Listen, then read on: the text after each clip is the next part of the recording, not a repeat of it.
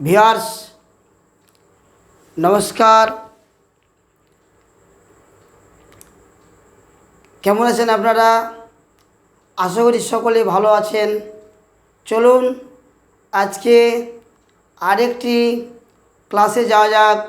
ইংরেজি উচ্চারণ করার সঠিক কৌশল, কি করে সহজেই ইংরেজি শব্দ উচ্চারণ করবেন এবং নির্ভুলভাবে শিখবেন, তাই আপনাদের সামনে আজকে নিয়ে উপস্থিত হয়েছি একটি নতুন ইংরেজি ক্লাস, রুল 31। ভিউয়ার দেখুন, রুল 31-এ কী বলছে? বলছে ইংরেজি ওয়ার্ড এর মধ্যে এল কে যদি থাকে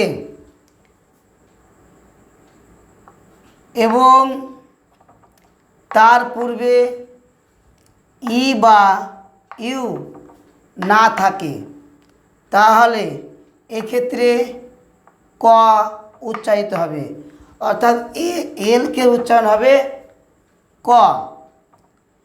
এল এখানে অনুচ্চারিত থাকবে। ভিউয়ার্স, একটি ইংরেজি শব্দের মধ্যে এল কে যদি থাকে, এল কের পূর্বে ই অথবা ইউ না থাকলে এল কে উচ্চারণ করব আমরা ক। এখানে এল সাইলেন্ট লেটার হিসেবে ব্যবহৃত হবে। উদাহরণ দিলে আপনাদের পরিষ্কার হয়ে যাবে। দেখুন উদাহরণ কী বলে, দেখুন টি এ এল কে। দেখুন ইংরেজি ওয়ার্ডের মধ্যে কী রয়েছে? এল কে রয়েছে, কিন্তু তার পূর্বে ই অথবা ইউ নাই, কী আছে? এ আছে। তাই এখানে এল কে উচ্চারণ কী করবো আমরা? ক করব। তা উচ্চারণ দেখুন, টি এ এল কে উচ্চারণ কী? টক। ট ক, টক। টক মানে কি? আলাপ বা কথা বলা।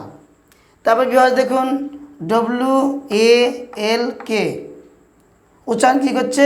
ওয়াক। ওয়াক, ওয়াক মানে হচ্ছে হাঁটা।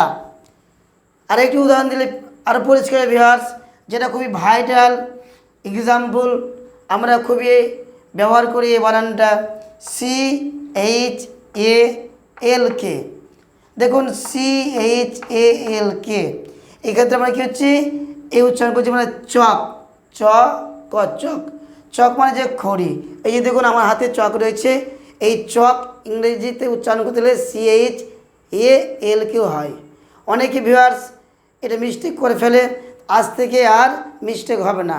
চক উচ্চারণ হবে সি এইচ এ এল কে, চক মানে খড়ি।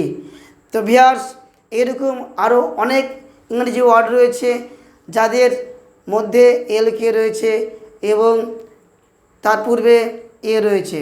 আপনারা অবশ্যই কমেন্ট করে জানাবেন, লাইক করবেন, ভিডিও শেয়ার করবেন এবং ভালোবেসে পাশে দাঁড়াবেন এবং আমার ভিডিওটি ছড়িয়ে দিবেন। ওকে, থ্যাংক ইউ, অল দ্য